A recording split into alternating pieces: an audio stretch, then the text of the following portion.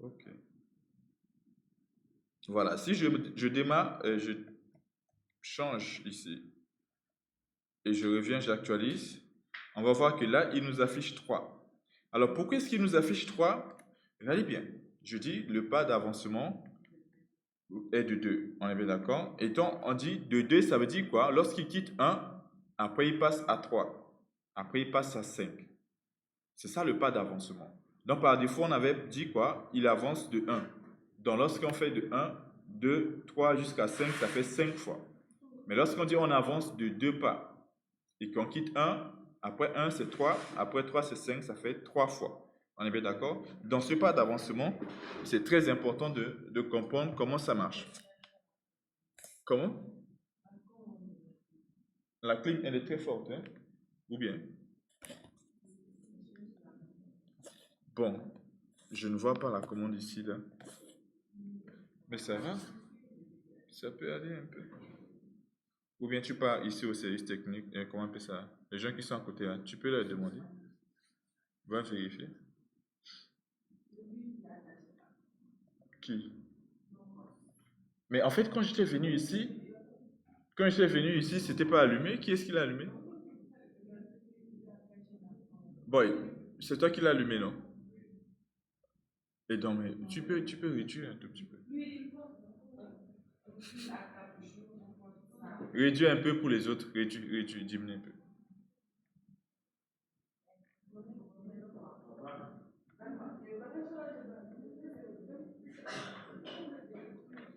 Vas-y, fais vite et puis on continue là.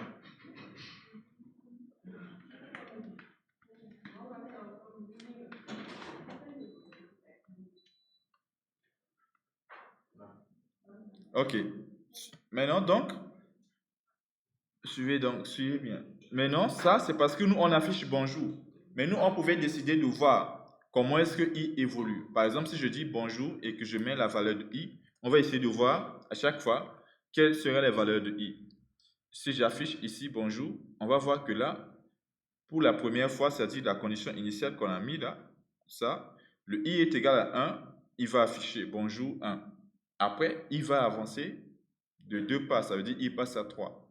Et après, il passe à 5. Donc, ce qu'on était en train de dire, on peut le voir ici, genre affiché.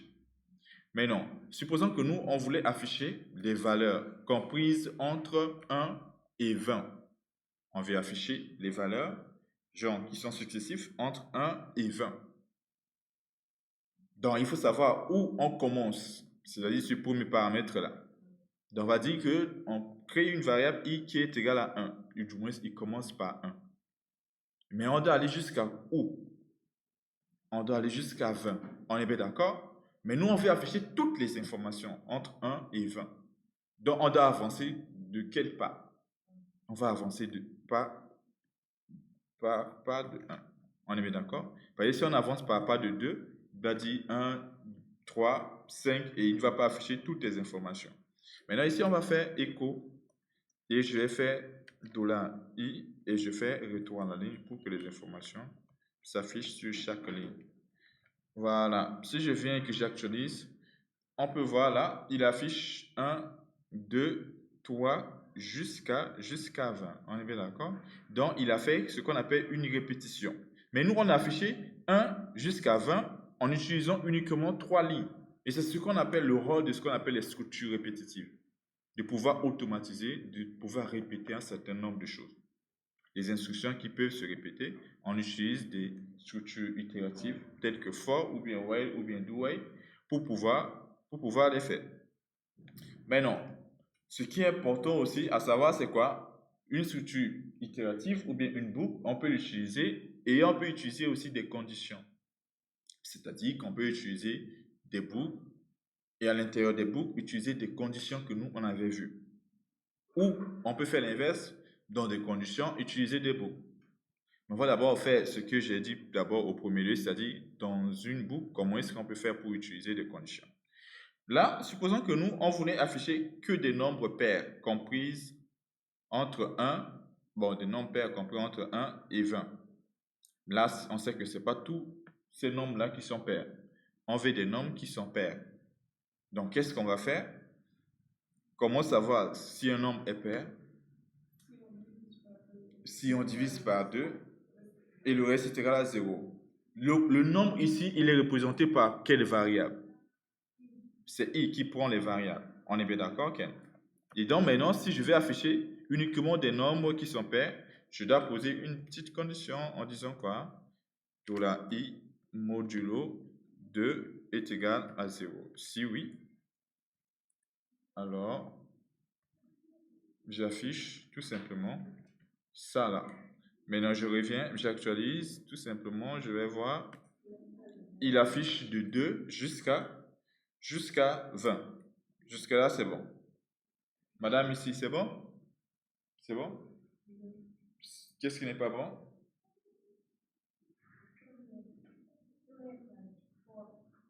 La boucle for. Comment ça s'écrit? La syntaxe est ce qui se trouve au tableau là. On met for, on met une condition initiale, point virgule, une condition d'arrêt et puis point virgule, on met le pas. On est bien d'accord? C'est-à-dire comment est-ce qu'on peut quitter la condition initiale pour aller jusqu'à la condition d'arrêt. C'est ça qu'on appelle pas. Nous ici, je vais effacer d'abord la condition. Nous ici, on va afficher des valeurs qui sont entre 1 et 20. On est bien d'accord? Et donc, condition initiale, on va commencer par traiter la valeur 1. Parce qu'on va afficher entre 1 et 20. Donc, la première information qu'on traite, c'est 1. On pouvait dire d'afficher des valeurs comprises entre 20 et 1. Ça veut dire que la première valeur sera 20. Regarde bien. Je dis, on affiche des valeurs comprises du moins entre 1 et 20. Donc, la première information, c'est 1. Si on voulait entre 20 et 1, la première serait 20. Ok, maintenant, donc vu qu'on sait que la première c'est 1, on crée la variable ici, on dit $i est égal à 1. C'est-à-dire on commence par 1. Et maintenant, le deuxième paramètre, c'est de dire qu'on quitte 1 pour aller jusqu'à où en fait? On est bien d'accord? Voilà, donc on va aller jusqu'à 20, c'est-à-dire faire 20 fois. 20 fois la répétition. Entre 1 et 20, ça fait 20 fois. C'est bon? Mais non. Quand on quitte 1 pour aller jusqu'à 20, on dit inférieur ou est égal. C'est-à-dire à chaque fois que c'est plus petit ou bien est égal, c'est toujours dans l'intervalle de 1 à 20. On est bien d'accord? Donc, si i commence à 1, chaque fois que i est plus petit ou bien est égal à 20, ça veut dire qu'on a toujours la condition qui est valide. Maintenant, on va dire maintenant ici dans le troisième paramètre, on le précise comment on quitte, comment est-ce qu'on manipule du moins l'avancement. Parce qu'une personne peut être quoi? À 1 et puis après il part directement à 5, après il part directement à 9. On n'a pas forcément les mêmes nombres de pas par seconde, on est bien d'accord? Et ici, on va dire quoi? On veut traiter toutes les informations entre 1 et 20. Donc il faut avancer de plus 1 à chaque fois. Donc c'est pourquoi on a dit ici i reçoit i plus 1. Ce qui veut dire tout simplement que après avoir traité i qui était à 1, le prochain i sera 2. Après avoir traité i2, le prochain serait 3. On est bien d'accord? Et maintenant, ici, on fait quoi? Pour le moment, on affiche le i. Et si on fait ça, ça veut dire qu'il va afficher 1. Après 2, après 3, jusqu'à ce qu'il affiche 20. C'est bon? Voilà, maintenant. Donc, je dis ça, c'est ce qu'on appelle la base pour pouvoir comprendre ce qu'on appelle la boucle for. Il faut toujours 3 paramètres. Où est-ce qu'on commence? On part jusqu'à où? Et maintenant, on fait quoi? Ici, on fait le pas d'avancement. Dans le deuxième exemple que je t'ai donné tout à l'heure, si on veut afficher les valeurs à partir de 20 jusqu'à 1, donc je vais dire i commence à 20. Et maintenant, je vais dire quoi? I va aller jusqu'à 1. Mais sauf que pour aller jusqu'à 1, comme il quitte 20, on va dire quoi? On va changer ici. Au lieu de dire inférieur, on va dire supérieur. Donc, on quitte le plus grand pour venir jusqu'au plus petit. Donc, tant que c'est supérieur ou est égal au plus petit. Et maintenant, ici, au lieu d'avancer de plus, on va faire de moins 1 parce qu'on quitte 20 pour descendre à 1. C'est bon? Et donc, si je fais ça et que j'actualise, voilà. Donc, c'est ça l'objectif maintenant de ce qu'on appelle le pas d'avancement. Si on avance pour aller atteindre quelque chose de plus grand, on va faire plus.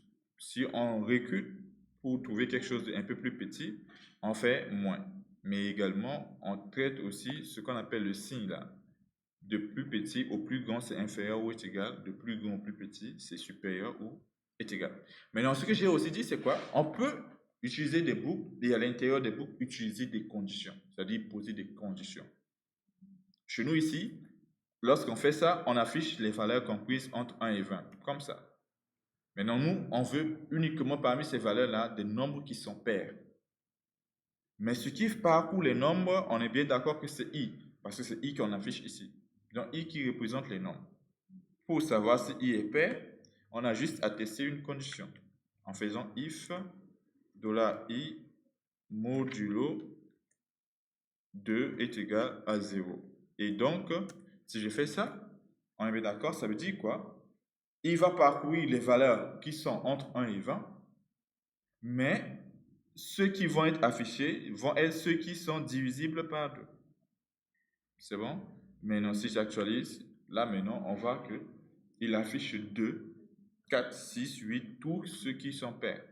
On pouvait dire, on veut afficher tous les nombres qui sont divisibles par 3. Et donc, on en a fait i modulo 3. Dans ce cas, on va avoir 3, 6, 9, 12, 15, 18. On est bien d'accord. Et donc, voici l'objectif de ce qu'on appelle les boucles. Maintenant, on peut aussi faire d'autres calculs avec les boucles. On est bien d'accord? Par exemple, nous, on veut faire la somme des valeurs qui se trouvent entre 1 et 5.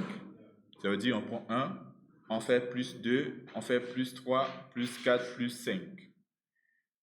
Ça aussi, c'est possible. Comment concrètement ça se passe?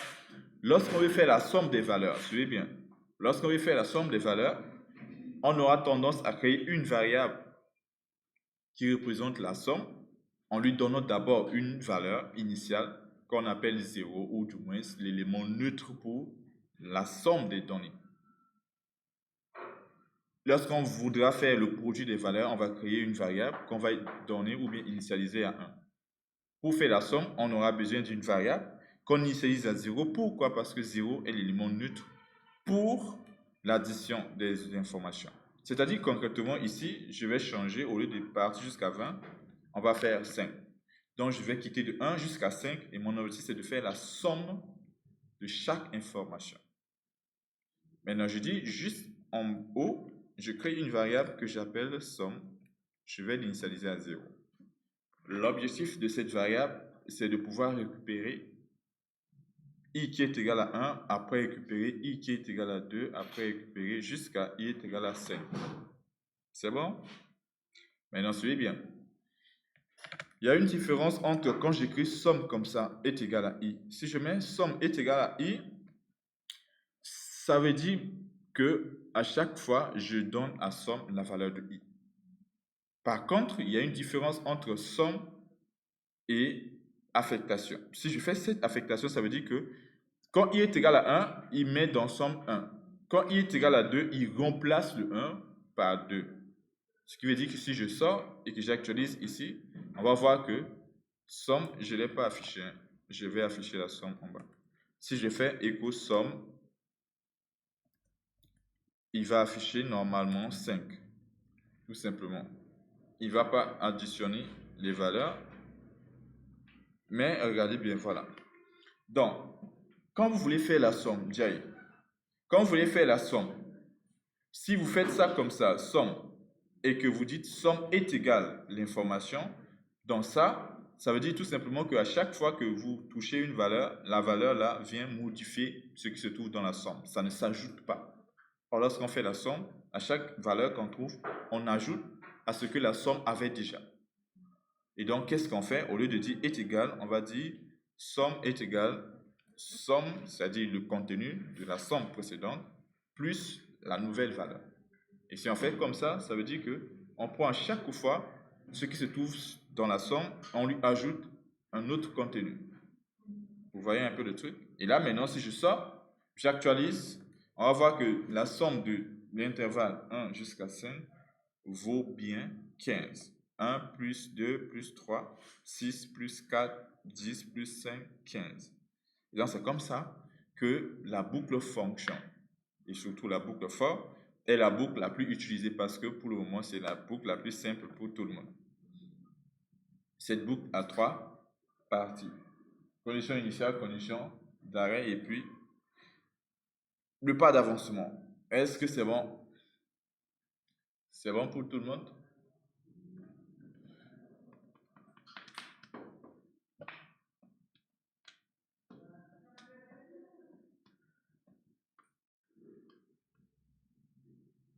Si c'est bon, alors vous allez faire un petit exercice qui permet de faire la somme des nombres divisibles par 5 compris entre 1 et 25. Écrivez un programme qui permet de faire la somme des nombres divisibles par 5 compris entre 1 et 25. Et vous affichez la somme. Ce qui vient d'arriver ici à 9h21, c'est la dernière fois. Je ne vais pas le répéter plusieurs fois. C'est la dernière fois. Le cours maintenant a changé. Du moins, c'est l'heure du cours a changé. C'est bon? Mais bon, hier, toi, tu étais de l'autre côté là-bas et puis tu étais arrivé à l'heure, hein, à Dakar. Pourquoi ici, aujourd'hui, tu viens en retard? Hein? Yo.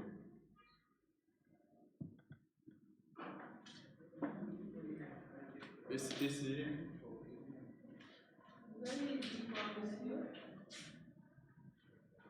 Un programme qui permet de faire la somme des nombres divisibles par 5 compris entre 1 et 25. La somme des nombres divisibles par 5 compris entre 1 et 25.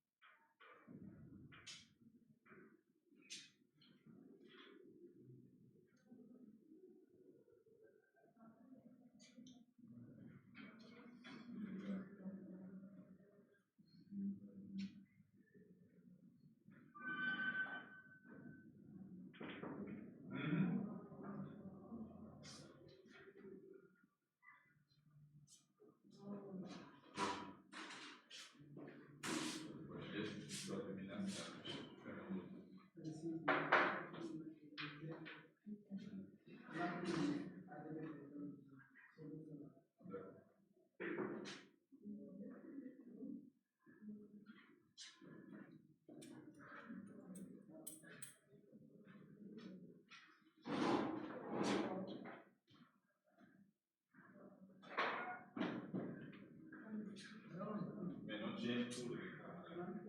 Pourquoi? On se voit. Il faut se vérifier. Ouais, tu as couru.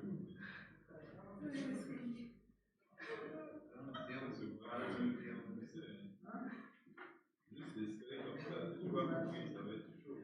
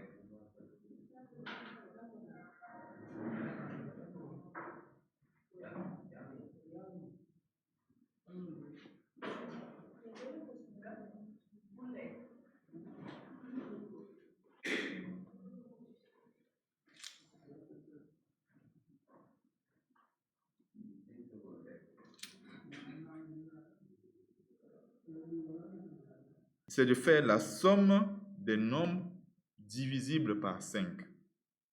On ne fait pas la somme de tous les nombres, mais la somme de ceux qui sont divisibles par 5.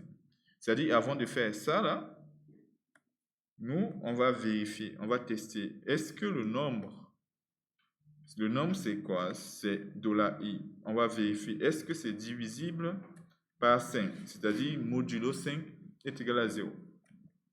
Pour vérifier si un nombre est divisible par un autre, on va utiliser le symbole modulo et puis on va comparer avec 0.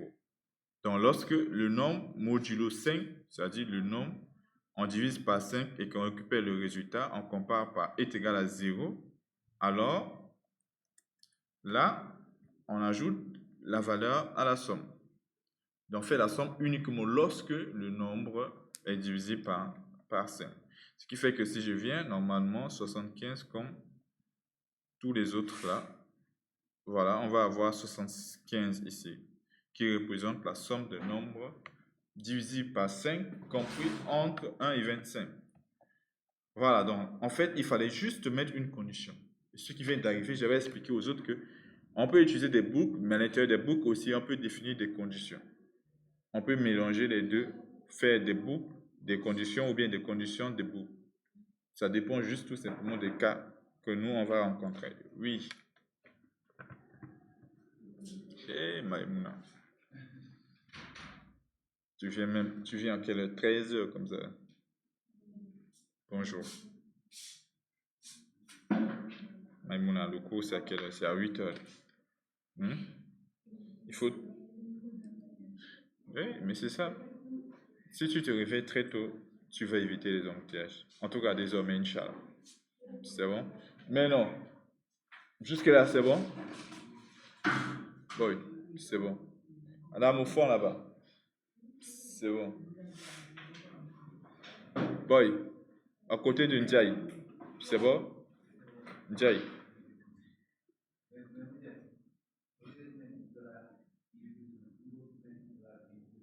Exactement. Mais c'est la même chose. En fait, suivez bien, Fatou, comme quand je faisais ici $i plus 1 là, $i est égal à i plus 1, on peut le faire comme ça aussi. En fait, lorsqu'on fait une variable $, le nom de la variable plus plus, ça veut dire qu'on avance ou bien qu'on ajoute plus 1. Je vais vous mettre dehors. Boy, là-bas, tu viens ici. Celui qui se trouve là, tu te mets au milieu. Et c'est la dernière fois que je vous vois tous les trois ensemble. Vous vous séparez. La prochaine fois, je vous mets tous les trois dehors. On se sépare. Vous trois. Une personne ici, une personne au milieu. Et l'autre reste là-bas.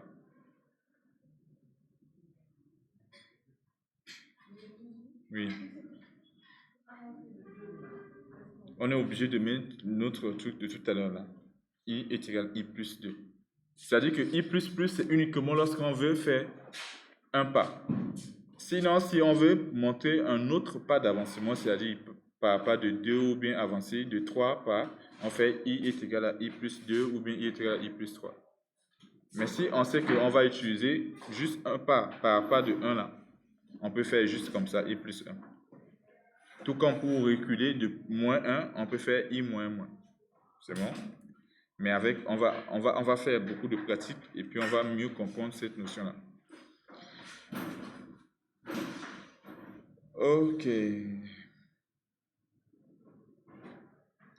Maintenant, ce que je vais demander, c'est d'écrire un programme qui permet de compter les nombres qui sont pairs, compris entre 1 et 20. C'est bien.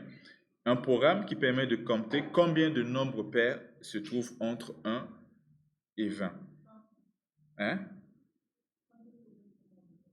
Non, là, maintenant, là. Je viens de corriger l'exercice là, n'est-ce pas? Maintenant, c'est un nouveau exercice que je viens de vous donner. Et le nouveau exercice, c'est quoi? De faire un programme qui permet de compter des nombres pairs qui se trouvent entre 1 et 20. Donc, vous comptez et vous affichez. C'est à peu près comme la somme, sauf que vous ne faites pas la somme, vous devez compter. C'est bon? Et donc, le principe, c'est quoi? On a un compteur qui est mis d'abord à 0 comme somme. Après, à chaque fois qu'on trouve, on compte. Et lorsqu'on sort, on affiche le compteur. Let's go, try. Et c'est les nombres pairs compris entre 1 et 20. J'ai fini juste la phrase. Un programme, vous suivez bien. Je vais effacer ça. Tout comme somme, regardez bien, lorsqu'on demande de compter, il faut d'abord créer une variable compteur qui commence par 0. Lorsqu'on veut faire le produit des valeurs, on doit créer une variable produit qui commence par 1. Lorsqu'on veut faire la somme des valeurs, on crée une variable somme qui commence par 0. Donc, somme ou bien compter les valeurs, on crée une variable qui commence par 0. Donc, chez nous ici, dans notre programme, on va faire ça. Compteur, on le met à 0. On crée cette variable-là. On imagine qu'il n'y a pas encore de nombre pair. C'est ça ce que veut dire compteur 0. Et maintenant, on va faire la boucle, mettre en place la boucle qui quitte 1, qui part jusqu'à inférieur ou est égal à 20. Et puis, on dit $i++. Suivez bien. Ok, d'accord. Le problème, c'est que si je fais écho juste là, comme ça, écho, alors je fais i, il va m'afficher tous les nombres entre 1 et 20, on est d'accord. Si je fais ça, il m'affiche tous les nombres entre 1 et 20. Voilà. Maintenant, ce qui nous intéresse ici, c'est des nombres qui sont pairs. En d'autres termes, des i qui sont divisés par 2. Modulo 2 est égal 0. Donc, lorsqu'on dit à chaque fois pair ou bien impair, vous devez faire une condition. Est-ce que le nombre est divisible par 2? Donc, et maintenant, donc, si je fais ça, cette fois-ci, ce qui se passe, c'est quoi? Au lieu de compter, il affiche du moins tous les nombres qui sont pairs. Et ça veut dire que tout ce qui doit se passer pour chercher les nombres pairs doit se passer là. On est bien d'accord? Maintenant, ici, en réalité, si on dit $CPT est égal $CPT plus $i, et que là, on affiche écho $CPT, c'est pas parce que la variable s'appelle compteur que là, c'est forcément la somme. Regardez bien, si j'actualise, on va voir que le résultat va être différent. C'est-à-dire qu'il affiche 110. Mais on sait très bien qu'entre 1 et 20, il n'y a pas 110 nombres. Et encore plus 110 nombres pairs, c'est pas possible. C'est bon? Donc, lorsque vous mettez votre variable plus une autre variable, en réalité, c'est une somme d'informations. Or, nous, on fait compter. Quand on dit compter, c'est quoi? À chaque fois que vous trouvez l'information, vous devez dire quoi? J'ai trouvé une information de plus. Chaque fois que je trouve, j'ai trouvé une information de plus. C'est-à-dire que vous ajoutez plus 1 au compteur. À chaque fois que vous trouvez l'information, vous dites que voilà, j'ai trouvé 1 de plus. Donc j'ajoute 1 sur le nombre qui était. Si je trouve encore, je dis que j'ai trouvé 1 de plus, j'ajoute 1. En d'autres termes, ici, on va dire compteur est égal à compteur plus 1 en réalité. On dit compteur est égal à compteur plus 1. Ou du moins, on ajoute au compteur une valeur qui est quoi? 1. C'est-à-dire qu'on vient de trouver un élément. Si on trouve encore un autre élément, on va ajouter sur le compteur un autre 1. À chaque fois, on ajoute 1 pour dire qu'on a trouvé plus une information, ainsi de suite. Et ainsi, si je viens là, j'actualise, on peut voir que là, voilà, il va nous afficher la valeur 10. Mais 10, ce n'est bien d'autre que le nombre des nombres pairs compris entre 1 et 20. Entre 1 et 20, on a 10 nombres pairs et on a 10 nombres impairs. On est bien d'accord? Et les deux forment 20. Et donc ici, il affiche 10. Donc, chaque fois que vous devez compter, vous devez faire le nom de la variable est égal au nom de la variable plus 1 et non plus une autre variable. C'est bon? Et maintenant, toujours comme je l'ai dit, si on doit compter ou bien on doit faire la somme, c'est après être sorti de la boucle qu'on affiche le résultat, c'est-à-dire le compteur ou bien la somme ou bien le produit. Après la boucle qu'on affiche ce résultat.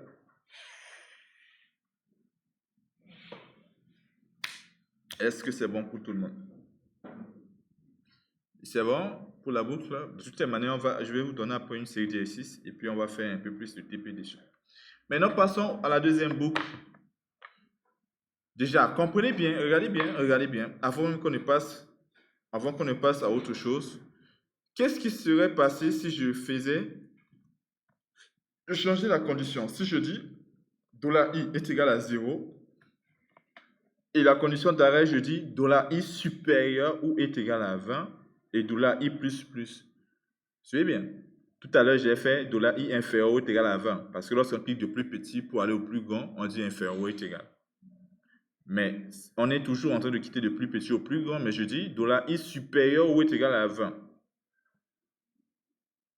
On est bien d'accord? Est-ce que cette condition est vérifiée? Si i quitte 1, est-ce que i peut être supérieur ou est égal à 20? Suivez bien. Lorsqu'on clique de 1 à 20, on dit i est égal à 1 et puis après i inférieur ou est égal à 20. Vous comprenez? Parce que 1 est plus petit. 2 est plus jusqu'à ce qu'on trouve 20. Maintenant, si on quitte toujours de 1 jusqu'à 20 et qu'on dit supérieur ou est égal à 20, est-ce que c'est correct? C'est pas correct. Suivez bien. Si j'actualise ici, regardez ce qui se passe là.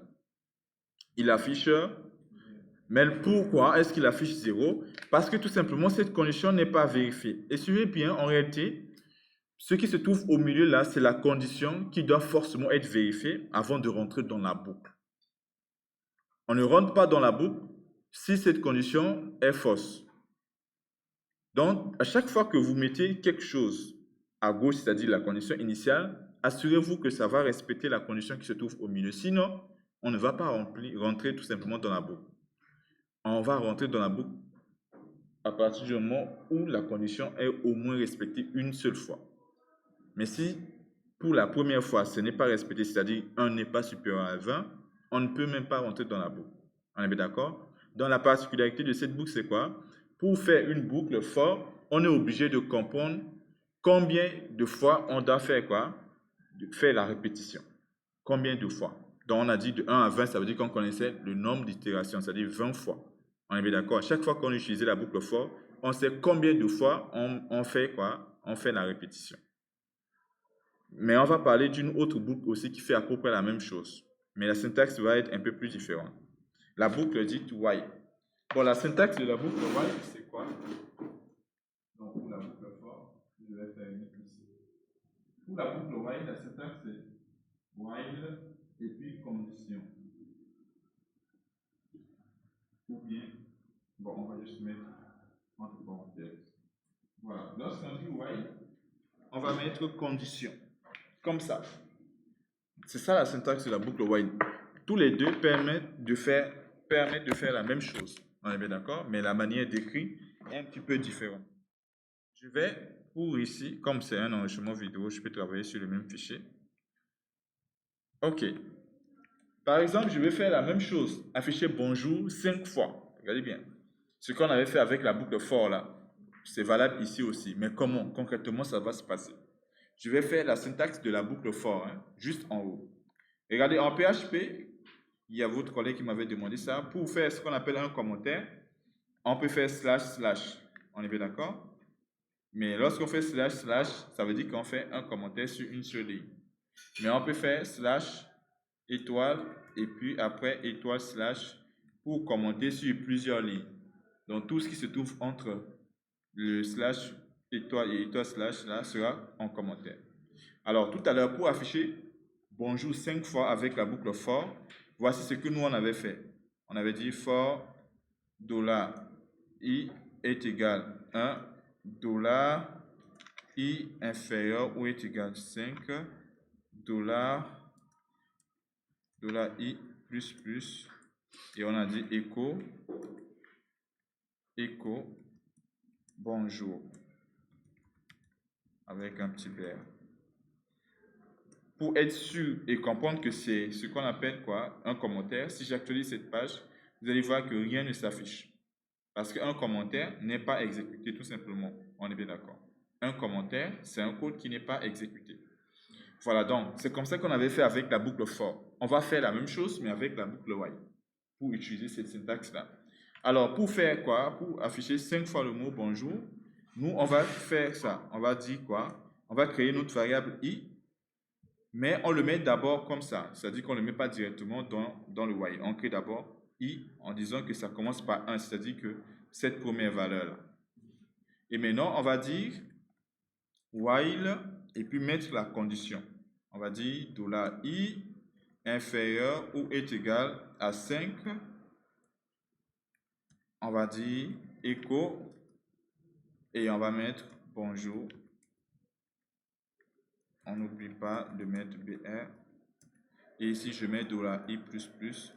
Et je reviens pour expliquer en réalité comment est-ce que la boucle while fonctionne. On voit ici très bien qu'il affiche 5 fois bonjour. Maintenant, suivez bien, en fait. Déjà, la première chose qu'on remarque, c'est qu'on a 3 informations. On a d'abord i est égal à 1, on a i inférieur ou est égal à 5, on a i++. Mais ces 3 informations, si on essaie de voir un petit peu sur la boucle for, on a à peu près la représentation ici. Ce qui est au premier paramètre là, ce n'est rien d'autre que l'information que j'ai mise ici au premier lieu. Ce qui se trouve ici comme condition d'arrêt, c'est ce que je mets ici comme condition qui doit être vérifiée avant de rentrer dans la boucle. Et ce qui se trouve ici comme le pas d'avancement pour la boucle for, c'est ça que j'ai mis ici. C'est-à-dire qu'on peut faire la même chose pour la boucle for en utilisant la boucle while, mais la condition initiale doit être faite à l'extérieur, c'est-à-dire avant qu'on ne rentre dans la boucle. Et maintenant, on teste maintenant sur la variable, si ça vérifie cette condition, on va rentrer. On est bien d'accord? On va rentrer, faire des traitements. Maintenant, comme on quitte de 1 et qu'on doit aller jusqu'à 5, raison pour laquelle on fait quoi? On fait avancer i de plus 1. Sinon, si on n'avance pas i de plus 1, i sera toujours 1. Et 1 sera toujours inférieur ou égal à 5. En d'autres termes, on va rentrer dans une boucle qui ne s'arrête pas. Si on dit tant que 1 est inférieur à 5, on sait que 1 ne pourra jamais dépasser 5. 1 sera toujours inférieur à 5. On est bien d'accord? Pour faire évoluer 1, on fait i++. Donc, i quitte 1, après il passe à 2. De 2, après il passe à 3. Après de 3, il passe à 4. Donc, c'est comme ça que la boucle while, qu'on appelle la boucle tant que, fonctionne. Le plus important, c'est quoi? Cette condition-là doit être obligatoirement vérifiée avant qu'on ne rentre pour la première fois. Tout comme pour la boucle for, la condition qui se trouve au milieu doit forcément être vérifiée avant qu'on ne rentre à l'intérieur. La boucle tant que, c'est-à-dire while, la condition qu'on écrit doit forcément être vérifiée avant qu'on ne rentre à l'intérieur. Alors, on va prendre un autre exemple.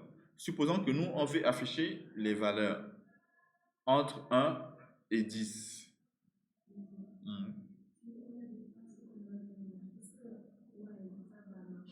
Oui, déjà le commentaire, lui, il ne fait rien du tout en fait. C'est juste pour que vous voyez en fait, genre, comment nous on avait fait avec la boucle for. Mais sinon, un commentaire n'a pas d'impact sur le code en fait. C'est bon? Un commentaire, c'est un code qui, voilà, qui n'a pas d'impact, qui n'est pas exécuté, qui n'est même pas touché lorsqu'on lance ce programme. C'est bon? Mais ici, en fait, je voulais vous montrer en fait que tout à l'heure, on avait fait ça comme ça en utilisant for. Et ici, on vient de le faire avec le while. Mais on peut, comme je l'ai mis en commentaire, voir un petit peu comment ici il se comporte et ici comment il se comporte. J'ai juste pris les 3 paramètres qu'on avait là. J'ai essayé de l'expliquer ici. Comment est-ce que la boucle while fonctionne. En réalité, le premier paramètre sera mis ici avant qu'on ne rentre dans while. Et dans le while, ce qu'on écrit ici, c'est la condition, c'est-à-dire le deuxième paramètre. Et maintenant, en bas, on va écrire le 3e paramètre là. C'est bon? On va faire un exemple où on affiche de 1 jusqu'à 10. De 1 jusqu'à 10, comment est-ce qu'on peut faire pour afficher les nombres entre 1 et 10? Donc ça veut dire qu'on va commencer par i est égal à 1. On est bien d'accord? Et on doit faire ça 10 fois. Ça veut dire qu'on va dire tant que c'est inférieur ou est égal à 10. Et là maintenant, on va dire quoi? Echo $i. Si je fais ça et que j'actualise, on va voir que là, il affiche des nombres compris entre 1 et 10. Si on devait le faire avec la boucle for, on va dire for i est égal à 1, point virgule, i inférieur est égal à 10, point virgule, i++. Donc, i est égal à 1, ça va être ça. Et ici, i inférieur est égal à 10, ça va être ça. Et le i++, ça va être ça là. Donc, c'est à peu près comme la boucle for, mais il est un petit peu différent peut-être dans d'autres utilisations parce que il peut y avoir après autre chose que cette condition de i inférieur ou égal à 10. On peut tester sur quelque chose, une autre variable. On est bien d'accord? Et donc, c'est ça en fait la boucle while. La boucle while fait à peu près la même chose que la boucle for, mais d'une manière un peu plus différente. Le premier paramètre de for sera mis d'abord à l'extérieur, le deuxième paramètre, et puis le troisième paramètre. Donc, comme je l'ai dit là tout à l'heure, les boucles, en réalité, leur rôle, c'est la même chose, hein. C'est de pouvoir répéter quelque chose. Mais il faut comprendre comment on utilise la boucle. Et celle qui est facile pour vous, vous pouvez la utiliser dans les exercices qu'on vous donne. Donc, maintenant, est-ce que vous avez compris l'exercice? Du moins, c'est la boucle while. Je répète encore. La boucle while permet de faire la même chose que la boucle ou bien les deux autres boucles.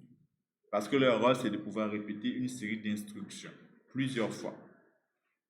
La syntaxe, c'est quoi? On écrit while et on écrit la condition qui doit être vérifiée avant qu'on ne rentre dans la boucle while.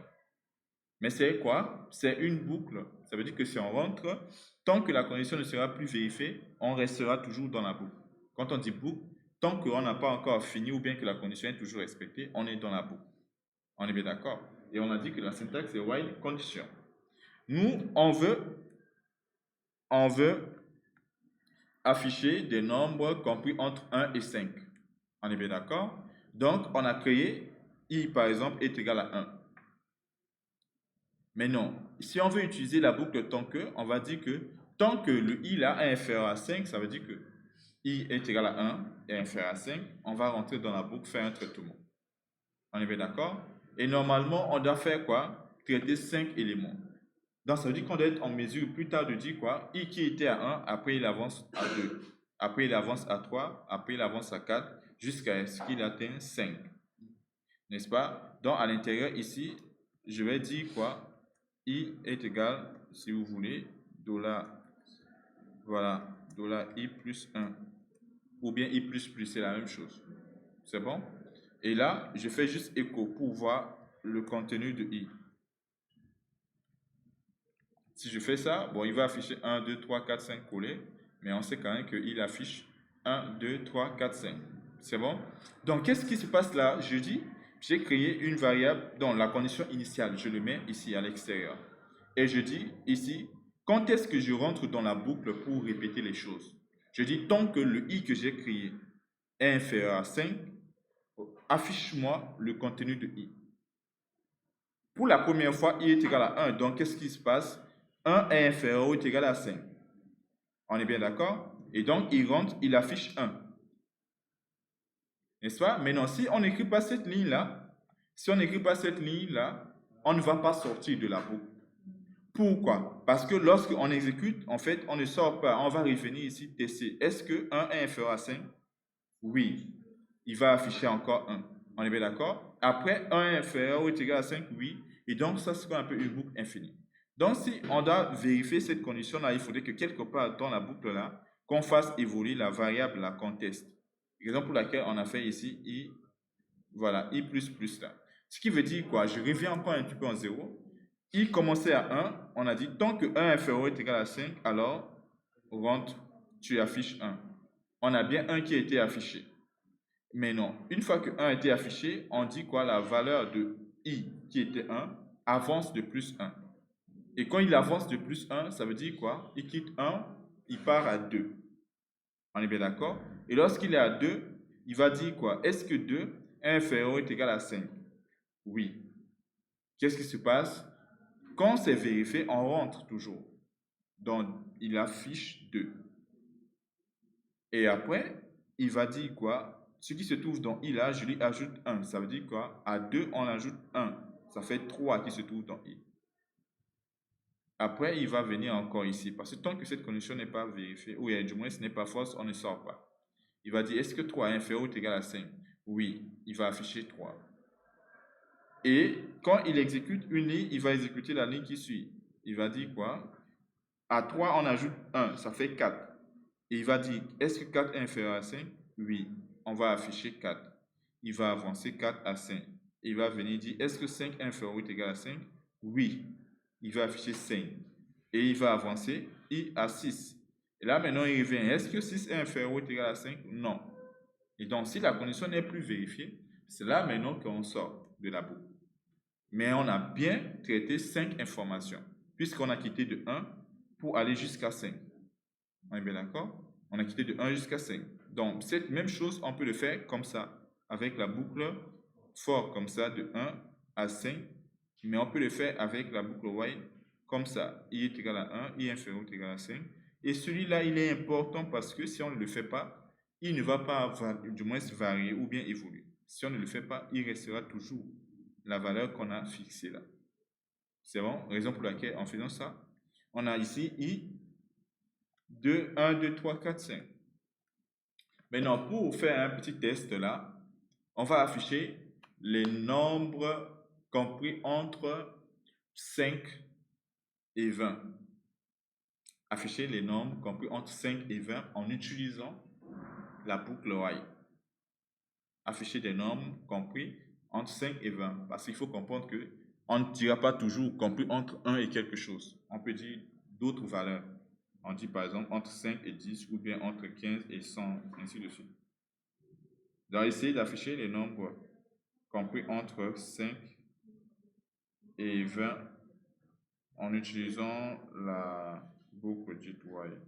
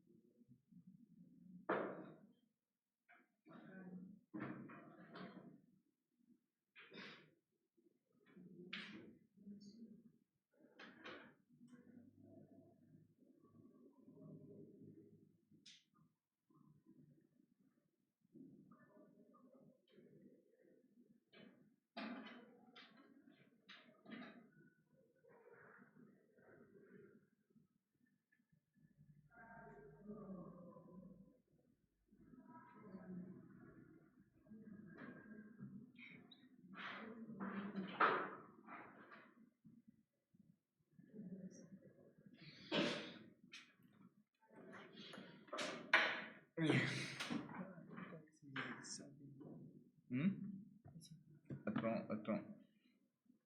CPT 0, I 0, 1, I inférieur ou égal à 20, I plus. Je dis if I modulo 1. Or, c'est modulo 2 est égal à 0. Déjà, efface 2 et efface 1. Tu as mis 2 if. Efface celui qui est en bleu. Efface. Voilà. Normalement,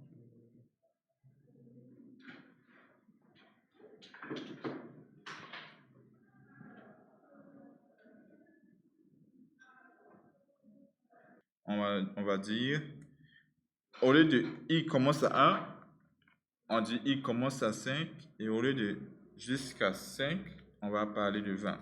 Il faut comprendre que les conditions, ou bien la condition initiale ne serait pas toujours I est égal à 1. Ça peut être une autre chose. Bon?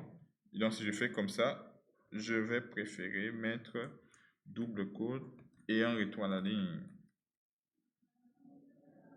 Et donc, là, on a bien de 5 jusqu'à 20. Voilà. Ok, les nombres sont bien affichés.